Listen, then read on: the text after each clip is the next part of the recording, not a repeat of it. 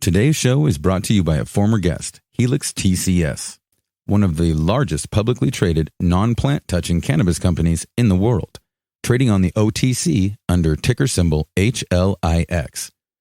Their portfolio of industry-leading technology, compliance, and security companies is designed to scale internationally to capitalize on the inevitable proliferation of legal cannabis without the risk and limitations of being a cannabis producer.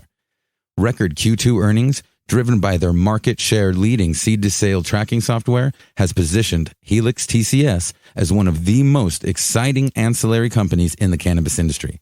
To learn more about Helix TCS, trading under ticker HLIX, go to helixtcs.com or listen to Raising Cannabis Capital, episode 96. Well, the bio pellets are exactly like plastic pellets that are used for extrusion or injection molding, except for they're 95% fiber and 5% wax, and we supply them to plastic manufacturers. And what happens is they mix them in with their existing compounds, which are pure plastic, and they produce a stronger, lighter product, and they also reduce their cost of production. From MJBulls Media, it's the Raising Cannabis Capital Show.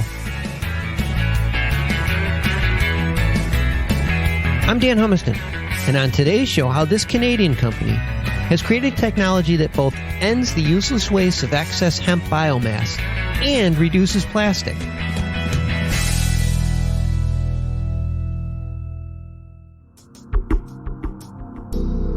Today on Raising Cannabis Capital, we are joined by JJ Ziner from Canadian Industrial Hemp Corporation. JJ, welcome to the show.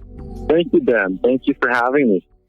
Oh, it's exciting stuff that you're working on. You know, Canada has been producing hemp seed for a couple decades, and we're in the middle of the CBD craze, so it's sweeping the world. And while all this is great, there's sort of this discouraging aspect of the demand that part of the plant isn't being used. Can you give us an idea just how much of the hemp plant is being wasted? So then in 2018, Canada grew about 130,000 acres of hemp, and they grew it almost, let's say, 99% for seed.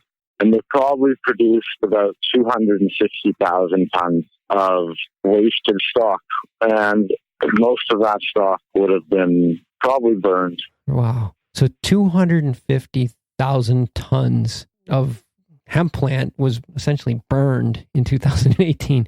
I mean, it's just like so counterintuitive, especially everything that you hear about how great hemp fiber is, and you know how many products that we're starting to put hemp fiber into. Why are we burning our hemp fiber and then turning around and importing it from another country?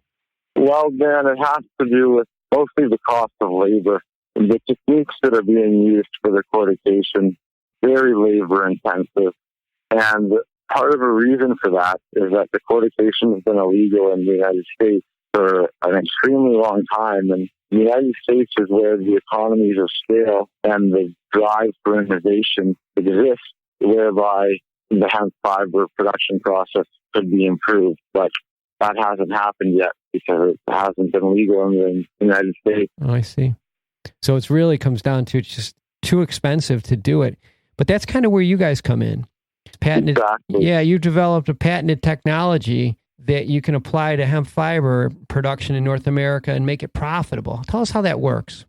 Well, essentially, it's a business automation system that integrates with the manufacturing facility itself to automate all planning and production, monitors your order book and your inventory, and it basically runs the business for you. And really critical factor when you consider we're trying to process 50,000 tons a year of fiber and deliver specific quality controlled fibers to each customer. Mm-hmm.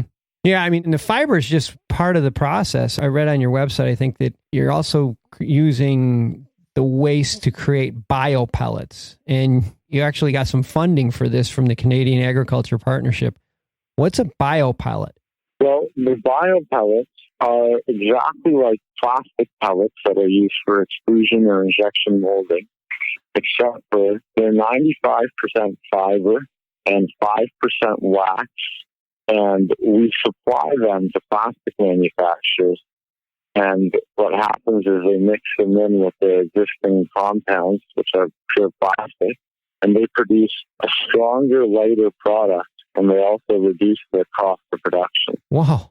And you're using a natural product, so you're eliminating some of the plastics that we're introducing into the environment. Is that correct? Exactly. In Europe, they produce suitcases and automotive body parts made from injection molded hemp, and they have put in about 30% hemp, 70% polymer. Yeah, you're reducing plastic cost effectively by 20-30% right off the board. Wow. So you're taking something that right now is being burned, you're converting it into biopellets, and you're replacing plastic, something that we're all trying to get rid of. I mean, it seems to me like it's a really environmentally sound process. Well, the excellent thing is that the market for polymers all over the world is growing rapidly, and it's one of the largest demand markets in the world is material for plastic manufacturing. So our addressable market is over $20 billion. $20 billion. Oh my gosh. Yeah. I want to take a quick break to thank you for listening to today's show and to invite you to check out all of our other cannabis podcasts. As the industry's #1 cannabis podcast network, we are constantly adding new shows. So go to MJBulls.com to see our new shows and to become part of the Cannabis Podcast Network. Well, you're in the process of building your first facility.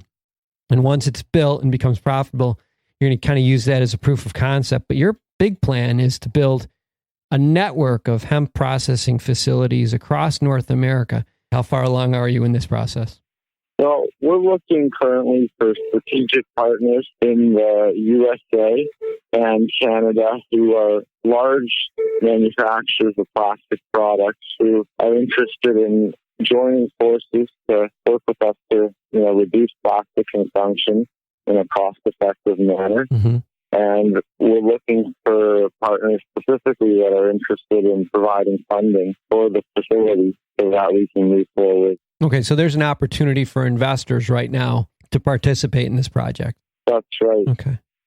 And if they're interested, how do they get in touch with you? If they're interested, they can shoot me an email by going to the website, which is www.cihcorp.com. Yeah, there's a great video on there about the process, and there's a lot of real good information on your website. It's very informative, JJ. So I'll have all of Canadian Industrial Hemp Corporation's information on the MJBulls website. So if you didn't get his email address, you can definitely just jump on the MJBulls website. We'll have it all there for you.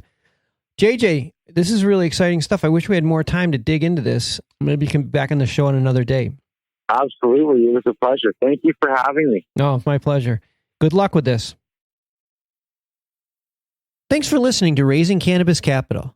To learn more about today's guest or to become a guest, visit our website at MJBulls.com. Today's show was produced by MJBulls Media, with original music produced in part by JJ Humiston. I'm Dan Humiston, and you've been listening to the Raising Cannabis Capital podcast.